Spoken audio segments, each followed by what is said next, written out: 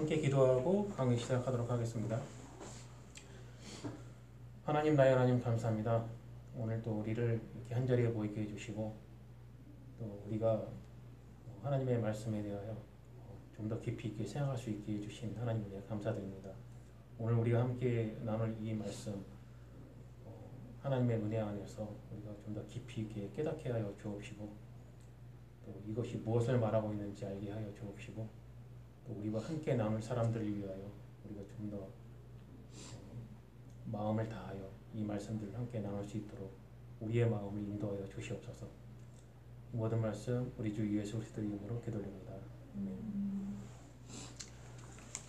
오늘은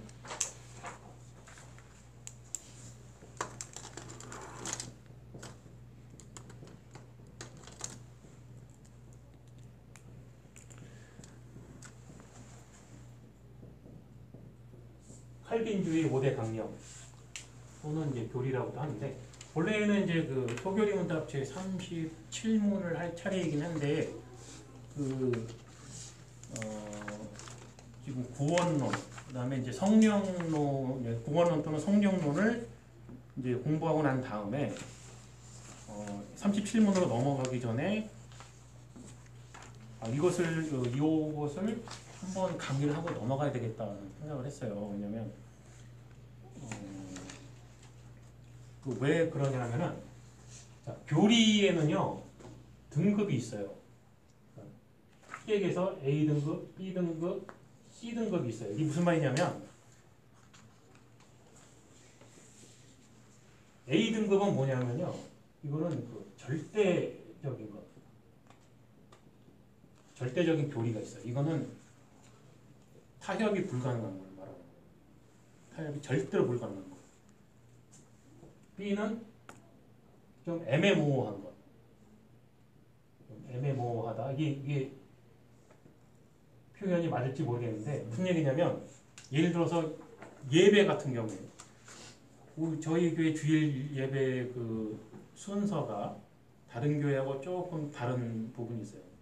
근데 그쪽에서 보면 이제 또 우리가 다르고 이렇게 함께 이런 것들 그러니까 뭐 그래도 괜찮은 것들 그러니까 표현이 조금 애매모호하다 뭐 어느 것이 정확하게 딱 예배 순서가 이게 정답이다 그런 거 없는 것 그러나 예배를 드려도 상관이 없는 것 또는 성찬식을 하는데 1년에 몇 번 할 것이냐 뭐 1년에 한 번 하는 것도 있고 뭐 한 달에 한 번 하는 것도 있고 예를 들어서 이제 로마 가톨릭은 매주 하잖아요. 예배할 때마다 이제 하잖아요. 뭐 그런 차이들. 애매모호한 것들에 대한 교리가 있어요. 그다음에 C 등급은 뭐냐면 답이 없다. 예를 들어 종말론 같은 경우.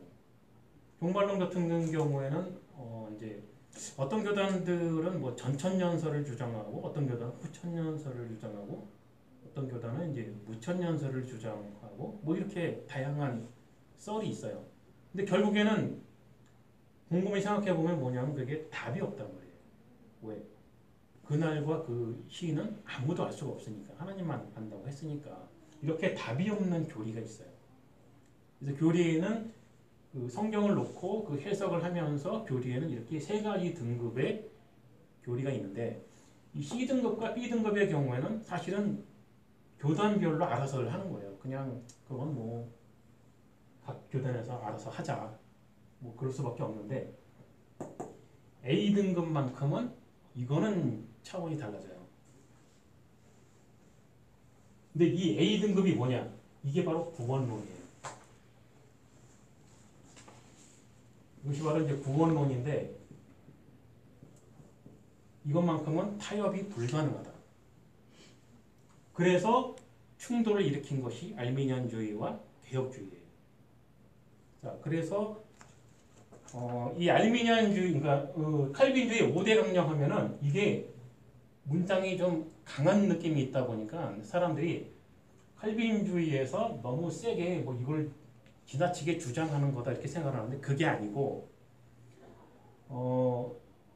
알미니안주의보다는 알다시피 알비니우스는 본래 그 베자라고 하는 신학자의 제자였으니까 그러니까 칼빈의 수제자가 베자의 제자가 알미니우스였단 말이에요. 근데 알미니우스는 출발은 개혁주의 신학을 공부한 사람이에요. 근데 칼빈이 죽은 다음에 이제 알미니우스가 칼빈 신학에서 이 5가지만큼은 내가 동의를 할 수가 없다. 근데 이제 그 정확하게는 이제 알미니우스가 주장한 건 아니에요. 알미니우스의 신학적 그런 성향을 영향을 받은 다른 그 동조하는 알미니우스파의 목사들이 있어요.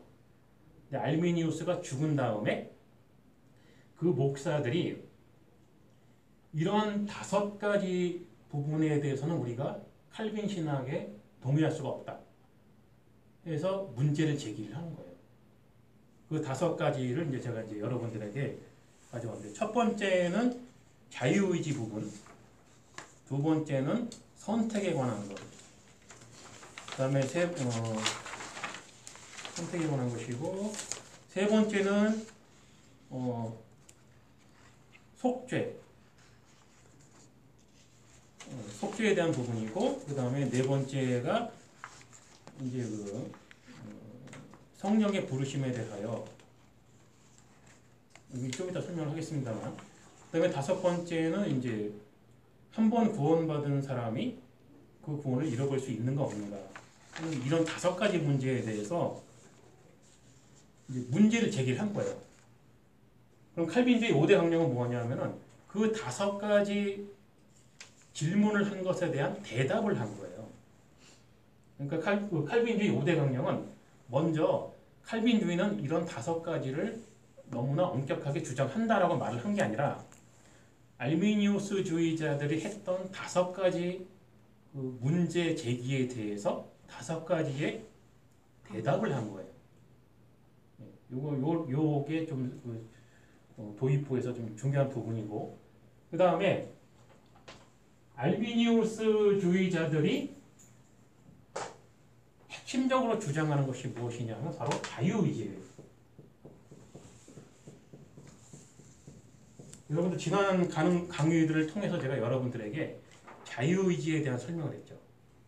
제가 그 자유의지에 대해서 좀 공을 들여서 여러분에게 설명을 한 이유가 뭐냐, 바로 이걸 강의하기 위해서 여러분들에게 공을 들인 거예요. 왜냐하면 자유의지에 대한 개념을 확실하게 이해를 하지 못하면 알미니언주의의 신학과 개혁주의 신학의 차이점을 이해를 할 수가 없어요. 그리고 차이를 이해할 수 없을 뿐더러 구원론 자체를 이해를 할 수가 없어요. 그래서 여러분들에게 그렇게 자유의지에 대한 설명을 했던 건데, 오늘 강의를 들으면서 아마 여러분들이 이미 들었던 자유의지에 대한 그 개념 때문에 좀 더 쉽게 이해를 할 수 있지 않을까, 그렇게 기대를 제가 개인적으로 하고 있어요. 자, 그러면은 알미니우스주의자들이 첫 번째로 주장했던 자유의지에 대해서 제가 이제 같이 읽으면서 설명을 하도록 할게요. 알미니언주의자들의 첫 번째 주장, 자유의지. 인간은 타락의 영향을 받았지만 죄를 짓긴 졌다는 얘기죠. 영적 도움을 받지 못하는 상태는 아니다. 그 죄를 지었지만 영적 도움을 받지 못하는 건 아니다. 하나님은 모든 죄인들을 회개하여 믿게 하실 수는 있지만 자유의지를 간섭하지는 않는다. 자, 그러면 이 주장은 뭐냐면 개혁주의, 칼빈주의 신학에 따르면 하나님은 인간의 자유의지를 간섭하고 있다라는 주장이잖아요. 그런데 제가 여러분들에게 자유의지에 대한 설명을 했었죠. 칼빈주의는, 개혁주의는 인간의 자유의지를 간섭하는 것이 아니다. 오히려 인간의 그 자유의지를 새롭게 하셔서 자기 스스로 하나님의 말씀을 사랑하게 한다는 거죠. 그럼 결국엔 뭐예요? 자유의지를 간섭하는 게 아니죠.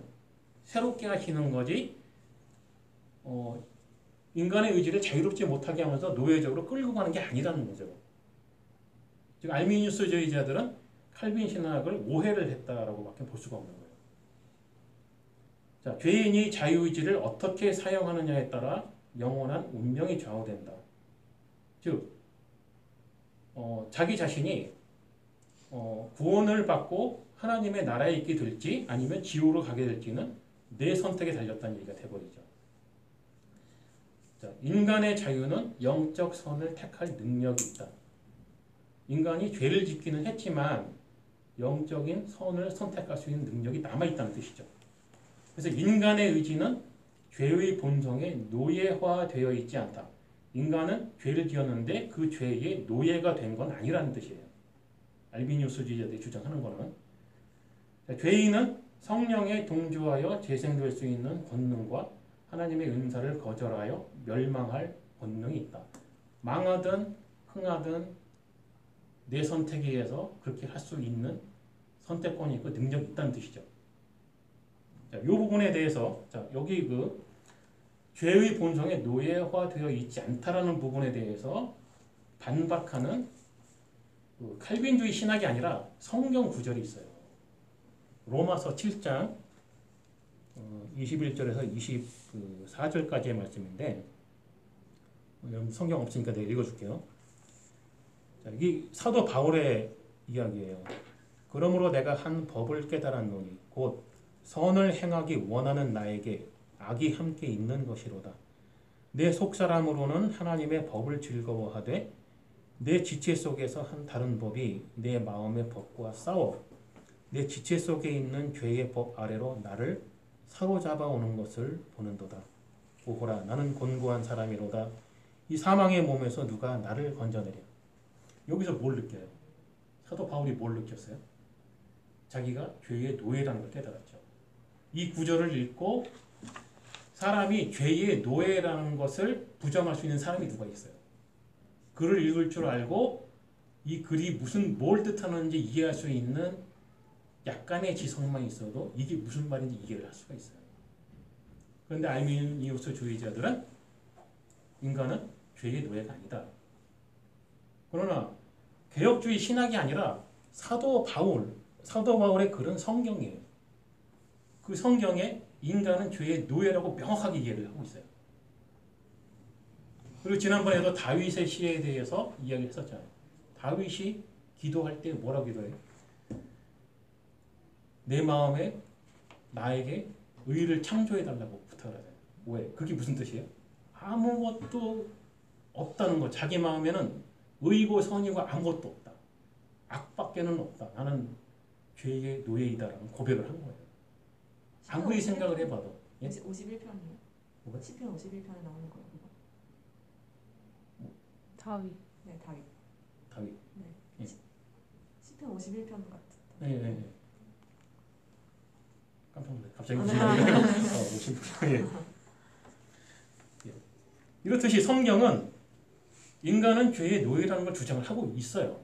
그런데 알미니우스주의자들은 인간은 죄의 본성에 노예화되어 있지 않다라는 주장을 하고 있다는 거죠. 비성경적이죠. 이렇게 보면. 자, 그 다음에 죄인은 그가 믿기 전에 성령으로 다시 태어나지 않아도 된다. 이 부분에서는 저는 상당히 어이가 없더라고요. 그러면 예수님께서 니고데모와 했던 대화는 도대체 무슨 대화인가? 신앙이란 인간이 행하는 것이며 다시 태어나기 이전에 신앙이 있어야 한다. 거듭나기 이전에 신앙이 먼저 있어야 된다는 얘기죠. 성경은 분명히 인간이 거듭나지 않으면 신앙이 없다라고 말을 하고 있는데 거듭나기 이전에 신앙이 있어야 된다. 신앙이 있어야만 거듭날 수가 있다라는 주장이죠. 이런 거는. 신앙은 죄인이 하나님께 드리는 선물이며 인간이 구원에 이바지하는 것이다. 이렇게 되면은 하나님의 은혜는 은혜가 아닌 게 돼버리죠. 이렇게 돼버리면. 자, 거기에 대한 그 개혁주의의 대답이에요. 전적 무능력. 타락으로 인간은 구원의 복음을 스스로 믿을 수가 없다. 죄인은 죽었고 눈 멀었고 하나님의 일을 보지 못한다. 마음은 거짓되고 부패되었다. 인간의 의지는 악에 묶여있어 영적 영역에서 악보다 선을 택하지 못한다. 결과적으로 죄인을 그리스도에게 인도하는 성령의 도움 이상의 것이 필요하다. 성령이 죄인에게 생기를 주고 새롭게 하는 중생이 필요하다. 여기서 거듭남이 나오죠. 성령이 죄인을 거듭나게 하지 않는 이상 죄인에게는 신앙이란 존재할 수가 없다. 이게 개혁주의적 이해예요. 신앙은 인간이 구원에 이바지하는 것이 아니라 하나님이 주시는 구원의 은사이며 하나님이 죄인에게 주는 은사이지 선물이라는 거죠. 성경에 그런 말 있잖아요. 하나님의 선물이다라는 말이 수차 나오잖아요. 죄인이 하나님께 드리는 선물이 아니다. 너무 당연한 얘기 아닌가. 이걸 꼭 말을 해야 되나 하는 생각이 들 정도였는데 여러분들도 그동안 함께 공부했던 내용으로 봐서 이 정도 내용은 너무나 쉽게 이해할 수 있지 않을까 이제는 그렇게 생각이 되고요. 알미니우스주의자들의 주장 신앙은 죄인이 하나님께 드리는 선물이다. 도무지 동의를 할 수가 없어요. 저는 아마 개혁주의 신학의 개념을 가지고 있는 사람들이라면 이런 부분은 절대 용납할 수가 없을 거예요. 그래서 이거를 A등급 교리라고 말을 하는 거예요. 타협 불가. 아무리 생각을 해봐도 내가 하나님께 드릴 수 있는 선물이 무엇이 있을까? 헌금조차도 내가 하나님께 받은 것으로 감사의 표시를 하는 것일 뿐 내 것으로 하나님께 드리는 게 아닌데 무엇으로 내가 선물을 드릴 수 있다는 것인가? 도무지 이해가 안 되는 거예요. 질문해도 네. 질문. 네. 얘기하세요. 근데 알미니안주의 어디를 말하는 거예요? 제가 감리 계속 했잖아요. 근데 지금 뒤에 보니까 존 웨슬리는 전적인 타락을 인정해서 그런지 몰라도 그건 맨 나중에 설명할게요. 네, 거듭남을 가르쳤었는데 순복음에서 이렇게 가르친다는 거예요? 네? 순복음에서 이렇게 가르친다. 그러니까 보통 감리교는 거듭남을 가르치는. 그래서 네. 이 부록을 제가 여기 가져온 거예요. 네.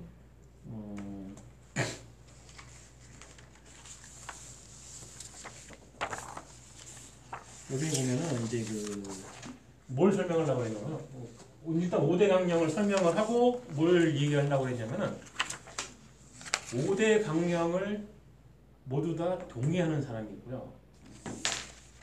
5대 강령 중에서 4가지는 인정하겠는데 1가지는 못하겠다 이런 사람이 있고 어떤 사람들은 한 가지만 인정이 되고 나머지 4가지는 인정할 수 없다 이런 사람들이 있고 이런 차이가 있는데 이게 왜 그걸 이야기를 하냐면 이 5대 강령을 모두 인정이 돼야만 개혁주의자들이에요. 그 나머지는 이제 그 뒤에 이제 설명할 거지만 거기에서 이제 웨슬리파가 나가고 그다음에 유니테리안파가 나가고 그다음에 이제 오순절파가 나가고 이제 그런 거예요. 이건 이제 좀 더 나중에 좀 설명을 하고 선택의 두 번째 주장 이제 선택의 문제예요. 알미니안주의자들의 두 번째 문제 제기, 조건부 선택. 하나님이 선택을 하시는데 선택을 하셔서 구원을 받게 하면 인간이 하나님의 부름에 순응하리라는 예견의 그 기호를 두고 있다. 이게 무슨 말이냐면 예전에 내가 태어나기도 이전에 하나님께서 나를 선택하셨는데 선택한 이유가 하나님께서 나를 부르셨을 때 내가 하나님을 믿겠습니다라고 그럴 거를 미리 알았다는 거예요. 이거를 예지라고 해요. 미리 알았다. 근데 예정은 뭐냐면은 그게 아니고 하나님이 나를 선택했기 때문에 내가 구원을 받는 거예요. 이게 별거 아닌 것 같아도 굉장히 대단한 심각한 문제를 가져오는데 꺼리낌 없이 복음을 받아들이는 사람들만을 선택하셨다. 믿을 사람만 선택을 했다는 거죠. 선택을 했기 때문에 믿은 게 아니고 믿을 사람들만 골라서 그래서 선택을 한 것이다. 따라서 선택이란 사람이 하는 바에 따라서 결정이 된다. 사람이 내가 어떻게 하느냐에 따라서 하나님이 나를 선택하고 안 하고 하신다. 그래서 예전에 한번 그런 얘기했는데 여러분들에게 복음성가 중에 가장 마음에 안 드는 가사, 노래 굉장히 많긴 한데 그 중에 한 가지가 그런 그 노래가 있잖아요. 그 내가 일을 했을 때 그때부터 하나님이 일을 하기 시작한다. 이게 바로 알미니안주의적 사상에서 나오는 복음성가예요. 이런 게. 노래를 불러줄래니까 기억이 안 나는데 멜로디가 생각이 잘 안 나는데 그런 하도 많으니까 그런 게. 예. 그러니까 이제 복음성가를 여러분들이 함께 예배 시간에 부르려고 해도 교사들은 그 가사를 좀 읽어보고 보고서 선택하고 함께 불러야 돼요. 사실은 그냥 곡 좋다고 다 부르면 안 되고. 자, 하나님이 미리 아시는 신앙, 즉 하나님의 선택의 기초가 되는 신앙은 하나님이 죄인에게 주는 것이 아니라 오직 인간의 자유의지에서 초래되는 것이다. 즉 인간의 자유의지, 내가 하나님을 믿겠다고 선택을 했기 때문에 하나님이 나를 선택하고 믿게 하시는 거다라는 주장인 거죠. 구원을 받게 되는 것은 전적으로 각 인간에게 달려있다. 구원이라는 것은 하나님에 의해서 이루어지는 게 아니라 인간에 의해서 이루어진다는 거죠. 인간의 자유의지로 그리스도를 선택하는 자를 하나님은 선택하신다. 그러니까 그리스도를 믿겠다고 선택하는 사람들을 하나님이 선택하신다는 거죠. 이 부분에 대해서 요한복음 15장 16절. 요한복음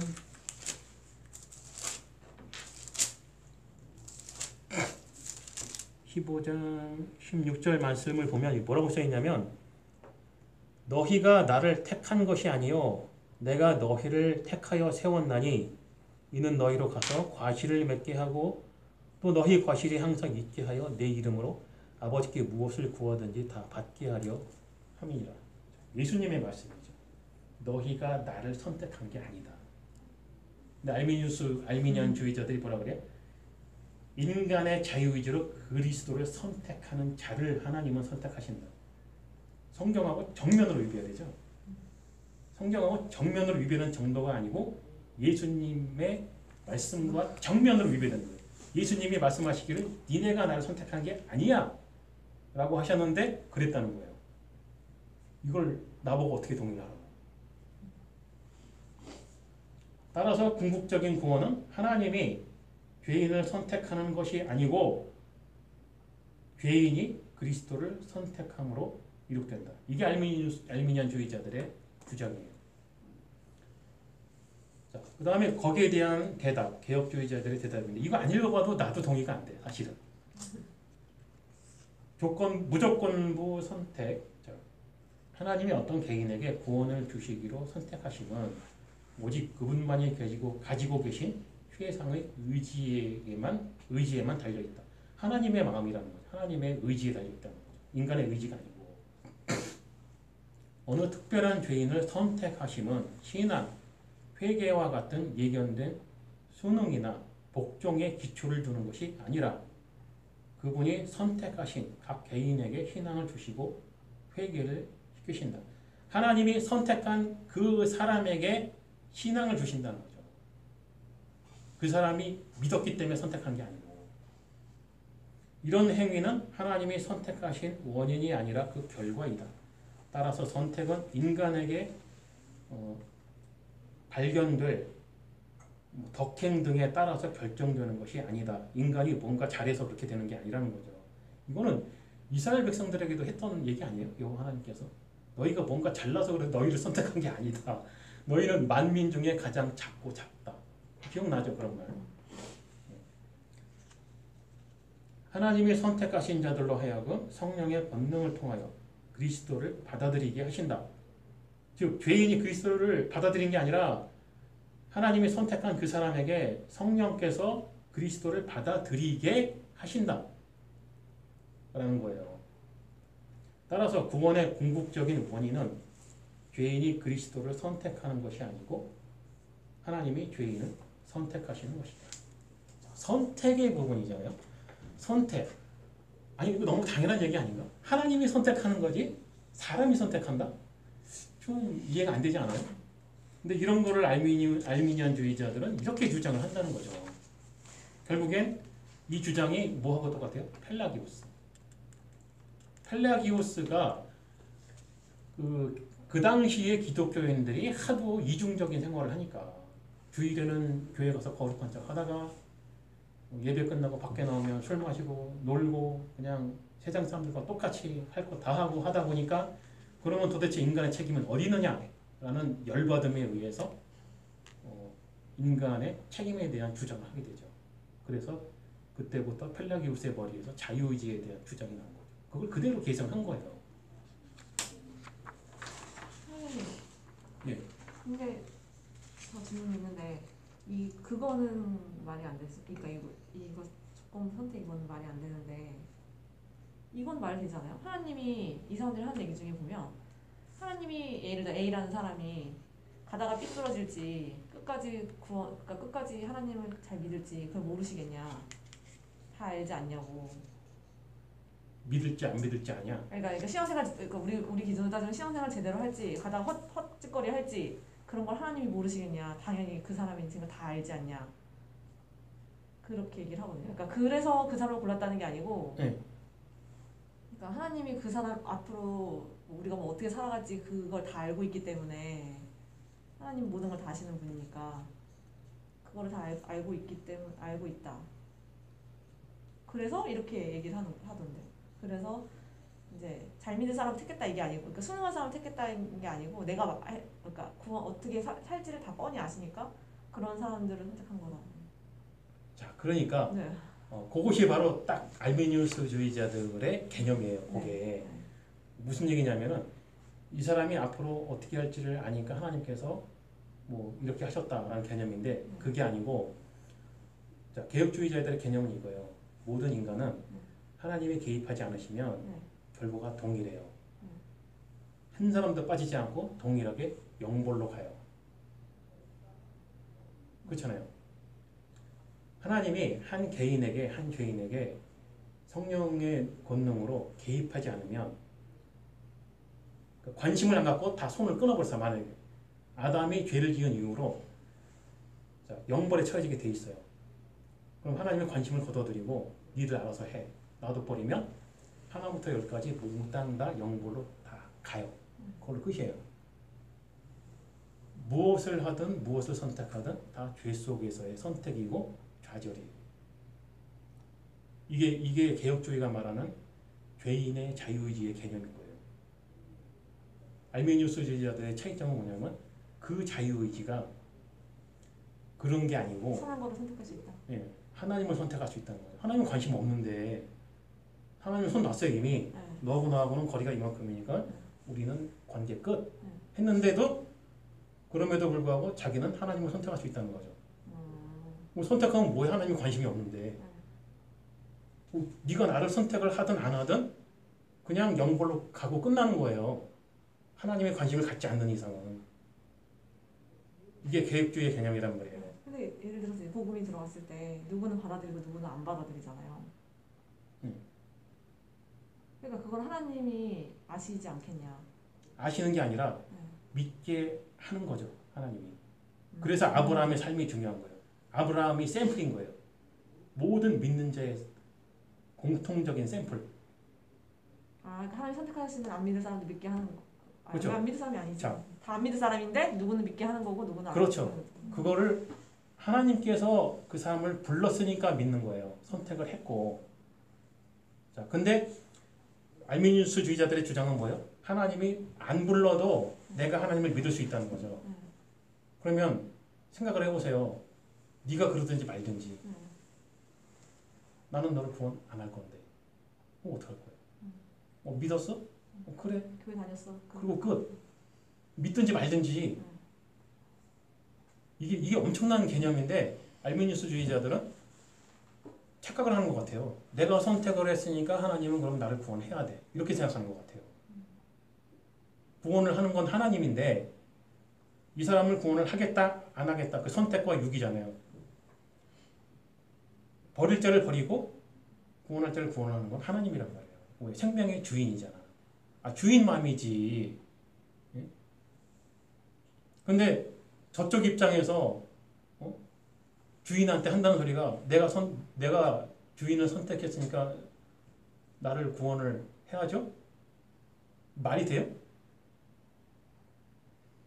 그러니까 그 하나님이 이 사람이 앞으로 어떻게 할 걸 미리 알았으니까 이렇게 한다가 아니에요. 이게 알미니우스주의자들의 주장이고 그게 아니고 하나님이 이 죄인을 선택을 했기 때문에 앞으로 이 사람이 살아갈 삶에서 모든 걸 개입을 하겠다는 거죠. 하나님이.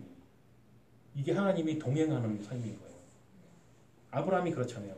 아무 생각 없이 살았어요. 내가 그러잖아요. 아브라함의 삶이 나는 너무나 이해가 잘 된다. 내가 그렇게 살았으니까. 재밌게 잘 살았어. 너무나 세상이 좋았어요. 진짜. 술도 좋았고 노는 것도 좋았고 다 좋았어. 싫어야 안 하지. 너무너무 좋았어요. 어느 날 갑자기 아브라함에게 대뜸 이름을 부른 거예요.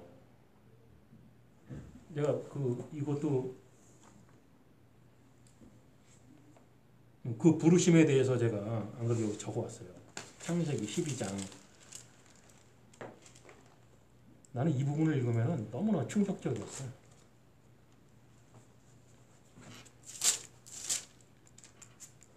창세기 12장 1절을 보면요.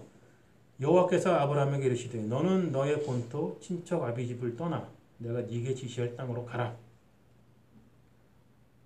그런데 11장 32절이 끝인데 여기에 뭐라고 써 있는 줄 아세요? 12장 1절하고 바로 밑절이잖아요. 근데 데라는 205세를 향수하고 하란에서 죽었더라. 끝. 이게 무슨 말이에요? 아브라함에 대해서 안 나와. 전혀 안 나오는데 끝나자마자 12장 1절에서 바로 대뜸 아브라함을 부르세요. 뭔가 조짐도 없어. 근데 갑자기 아브라함아 딱 하고 이름을 불러버린 거예요. 여호와께서 아브라함에게 이르시되 너는 너의 본토 친척 아비 집을 떠나 내가 네게 지시할 땅으로 가라. 뭐 갈래 말래 이런 거 없잖아요. 가. 그냥 이름 부르고 그리 가라. 내가 너로 큰 민족을 이루고 네게 복을 주고 네 이름을 창작케 하리니 너는 복의 근원이 될지라. 너를 축복하는 자에게는 내가 복을 내리고 너를 저주하는 자에게는 내가 저주하리니 땅의 모든 족속이 너를 인하여 복을 얻을 것이니라. 그러니까 4절에 뭐라고 되냐?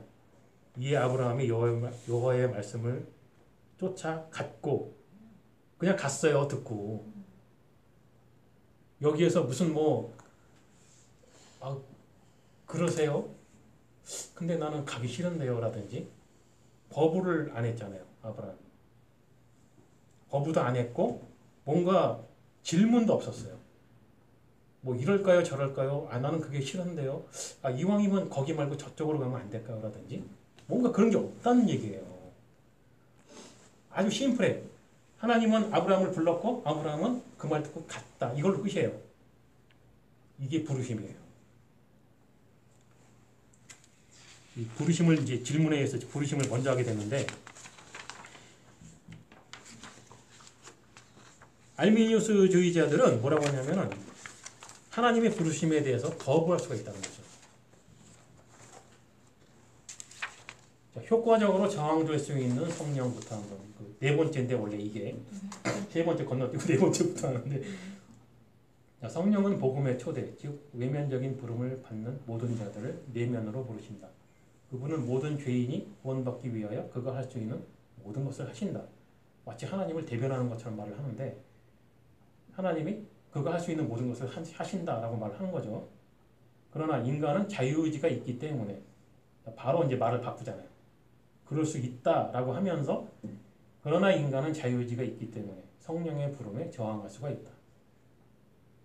나를 부르는 성령 오케이 그건 좋은데 내가 싫다면 싫은 거지 이런 뜻이에요. 부르는 건 하나님 사정이고 내가 싫다는데 어쩔 거냐. 성령은 죄인이 믿을 때까지 그를 중생시킬 수가 없다. 중생은 거듭남이죠. 그러니까 내가 먼저 하나님을 믿기 전까지는 하나님이 나한테 뭔가를 할 수 없다는 거죠.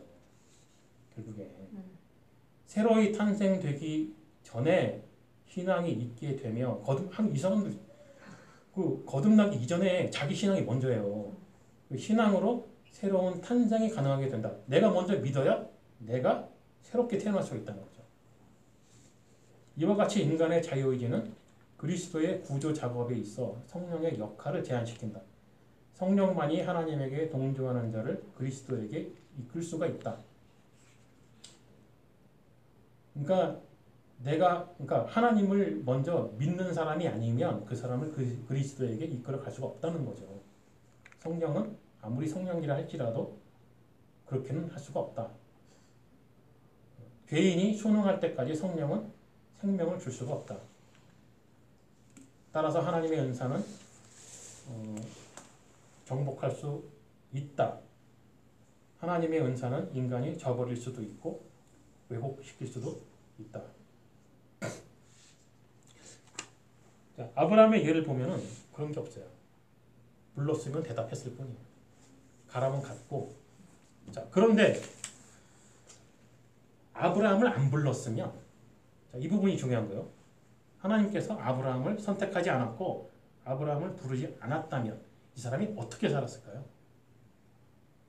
바로 12장이 아닌 11장 단계에서 사는 거예요. 그냥 뭐냐, 그냥 그쪽 지역에서 그쪽 토속신앙, 그쪽에서 숭배하고 있는 우상을 숭배하면서 즐겁게 잘 먹고 잘 살다가 무덤으로 가는 거예요. 이게 끝. 이게 아브라함의 부르지 않았을 때, 아브라함을 부르지 않았을 때 살게 될 그 사람의 삶이에요. 이게 죄인 공통이에요. 누구나 다 그래. 하나도 빠짐없이. 그의 이름을 부르기 전에는 그는 하나님의 백성이 아닌 거예요. 아브라함의 삶을 보면 한심하잖아요. 솔직히 말해서. 이 사람이 뭐가 잘난 게 있어요.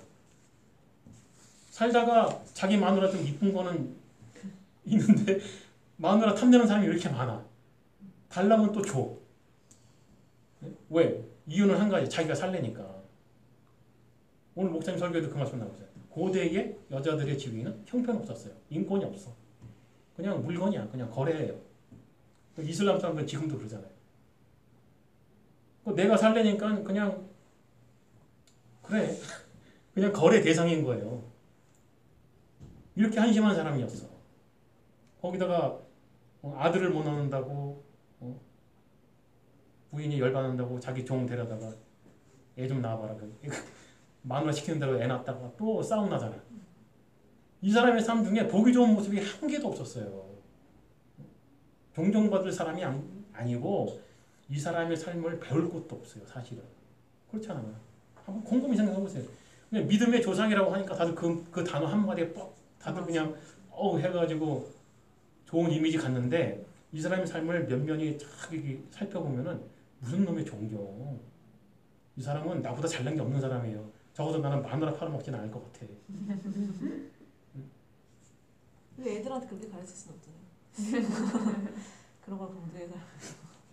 아니 현실을 얘기하긴 해야 돼. 그러면 이 사람이 근데 왜 믿음의 조상이냐? 이 사람이 그러니까 죄인이 구원받는 샘플이기 때문에 그런 거예요. 샘플이기 때문에. 그래서 이 사람이 중요한 인물인 거예요. 왜? 모든 죄인은 이 사람처럼 구원을 받는 거예요. 동일하게. 하나님께서 어느 날 시간이 되었을 때, 이 사람의 구원의 때가 됐을 때 이 사람의 이름을 부르는 거예요. 그러면 그 사람은 그 부르심에 저항을 할 수가 없는 거예요. 그냥 네? 하고 대답을 할 수밖에 없어요. 그게 네 번째, 알비니우스주의자들이 주장하는 효과적으로 저항될 수 있는 성령, 이 부분을 반박하는 거예요. 아브라함의 삶 자체가. 그래서 거기에 대한 칼빈주의자들의 대답, 유효한 성령의 부르심 또는 주요적 은혜, 구원의 외적 부르심 외에 그들이 반드시 구원받게 하는 특별한 예면적 부름을 선택자에게 가져온다. 외적 부름은 가능하기도 하고 거절될 수도 있다. 반면 예면적 부름은 거절될 수가 없다. 개종을 하도록 만들고야 만다. 이러한 특수한 부름으로 성령은 죄인을 그리스도에게 이끈다. 즉 그리스도에게 이끄는 건 성령이 하시는 일이라는 거죠. 하나님을 먼저 믿는 자를 그리스도에게 이끄는 게 아니라 성령이 이 사람을 불러서 그리스도에게 이끌어간다. 그분은 인간의 의지로 구원의 작업에서 제한받지 않는다. 내가 하나님을 믿겠다 말겠다 결정하는 게 아니란 얘기죠. 믿고 싶어 하지 않는 마음이 강하더라도 실제로 나는 그랬으니까. 실제로 저는 믿을 생각이 없었어요. 그러니까 이게 생각 없는 게 아니라 생각을 하고 있었어. 안 믿어. 내가 교회 다니는 여자 만나나 봐라. 쟤들은 재미가 없어요. 막 그랬어요. 진짜로. 그리고 교회 다니는 사람들도 불러내다가 꼬드기 와서 술 마시게 하고 교회 못 가게 하고. 그중에는 목사님 아들도 있었어. 그래서 지금 이렇게 사시는 열심히 근데 그러니까 나의 그런 안 믿겠다는 의지조차도 소용이 없는 거예요. 안 믿겠다는 의지를 가지고 있어도 하나님이 선택한 사람이면 그리스도에게 이끌어 간다는 거예요. 이게 그래서 이름을 붙인 게 불가항력적 은혜라고 하는 거예요. 도저히 거부가 안 돼. 자, 또한 그분은 성공을 위한 인간의 협조에 의존하지 않는다. 인간의 도움이 필요 없다는 얘기죠. 인간이 뭘 도와줄 수가 있어 하나님께. 인간이 이 구원 사역에서 하나님께 도움을 줄 수 있었으면은 은혜의 약속을 안 했죠. 은혜 언약 기억나죠? 성부와 성자와 성령 사이에 있었던 구원에 대한 약속. 거기에 인간은 개입되지 않았어요. 왜? 인간이 뭘 할 수가 있어서. 성령은 선택받은 죄인을 협조하게 하며 믿고 회개하고 자유롭게 기꺼이 그리스도에게 오도록 한다. 이 거듭남이잖아요. 거듭나게 하고 새롭게 하셔서 스스로 믿게 하고 스스로 회개하게 한다는 거예요. 그 사람의 죄인의 자유의지를 새롭게 해서 자기의 자유로운 의지로 자유롭게 믿게 하시고 회개하게 하신다는 거죠. 이게 진정한 자유의지죠. 따라서 하나님의 은사는 정복될 수 없다. 반드시 구원을 받게 된다. 이게 그렇지 않았으면 예수님께서 그런 말씀 안 하셨죠. 아버지께서 내게 주신 자를 하나도 놓치지 않는다. 그런 말을 안 하셨겠지. 구원의 외적 부르심이 뭐예요? 교회 가자 뭐 이렇게 하는 외적 부르심이라는 거는 세상에 공포되는 이제 메시지를 말을 하는 거죠. 뭐 하다못해 길거리에서 말도 안 되는 뭐 예수천사 불신족 외치는 것도 그것도 외적 부르심이죠. 그러나 그 말 듣고 교회 의자에 앉아 있는다고 해서 그 사람이 구원받는 건 아니잖아요. 왔어도 내면적 부르심, 성령의 개입하심이 없으면 그 사람은 그리스도에게 인도가 안 돼요. 그래서 교회에 수많은 사람이 앉아 있어도 그 중에서 구원받을 사람은 결국에는 하나님의 선택에 의한 것이지 그 사람들이 뭔가 으쌰으쌰해서 구원을 받는 게 아니라는 거죠. 근데 알메니우스주의자들은 구원받을 준비를 해야 된다 그러죠. 자기들이 구원을 받을 수 있다는 생각을 하니까. 읽어보니까 그렇잖아요. 자기들이 구원을 선택할 수 있죠. 자, 만인의 구원 또는 일반적 속죄. 세 번째로 돌아가서 이제 세 번째 주장. 그리스도의 속죄로 모든 사람이 구원을 받을 수 있게 되나 실제로 어떤 사람의 구원을 보증하지는 않는다. 그리스도가 만인을 위하여 죽음을 당하셨으나 오직 그리스도를 믿는 사람들만이 구원을 받는다. 그리스도를 이 사람들은 항상 신앙 자기의 믿음이 먼저예요. 그러니까 내가 믿는 거야. 그러니까 간단하게 설명하자면 이래요. 알메니우스주의자들의 주장은 내가 하나님을 믿는 거예요. 개혁주의자들의 주장은 뭐냐면 하나님께서 나에게 믿게 하시는 거예요. 차이가 이해가 되죠? 하나님이 믿게 하시는 거냐? 아니면 내가 믿는 거냐? 대단한 차이입니다. 이거. 자, 인간들이 그분을 믿는 조건에서 예수의 대속으로 하나님이 죄인을 용서하실 수 있다. 즉 죄인이 하나님을 믿었을 때에 그때서야 하나님이 죄인을 용서할 수가 있다는 거예요. 어이가 없는데 자, 그러나 그 사람의 죄가 실제로 없어지는 것은 아니다. 뭐 이 부분은 동일하죠. 인간이 복음을 받아들이기로 선택할 때만 그리스도의 대속은 효과를 보게 된다. 그 그리스도의 은혜가 대속의 은혜가 인간이 그 복음을 받아들이기로 선택을 했을 때만 효력이 있다는 거예요. 요한복음 10장 25절